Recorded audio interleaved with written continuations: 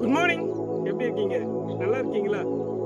நான் இங்கே ஒரு அழகான ஒரு திறந்த ஒரு இடத்துல இருக்கிறேன் பாருங்க. இங்கே எனக்கு பின்னாடி ஒரு சின்ன பனைமரம் ஒன்று இருக்கு பாருங்க. இது ரொம்ப அழகா இருக்கு பார்க்கறதுக்கு.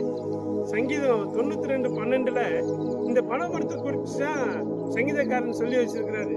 நீதிமான் இந்த பனையை போல செழித்து அப்படின்னு சொல்லி சொல்லப்படுது. அப்படின்னு இவன் இந்த நீதிமான இந்த பனைக்கு ஒப்பாக இந்த சங்கீதக்காரன் பேசுறான். எங்க இவன் செழிக்கிறான், பார்த்து சின்ன பையன் மாதிரியே இருக்கா பாருங்க. இவன் எங்க வளருவான் அப்படின்னு நீங்க நினைக்கலாம். ஆனா ஏன் தாவீது அந்த வார்த்தையை சொன்னார்னு அவனை எல்லாரும் இப்படிதான் சொன்னாங்க. ஒண்ணுமில்லடா நீ வேஸ்டா அப்படின்னு தாவீதை பார்த்து பேசினாங்க. ஆனா திடீர்னு நடந்த விஷயம் என்ன தெரியுமா?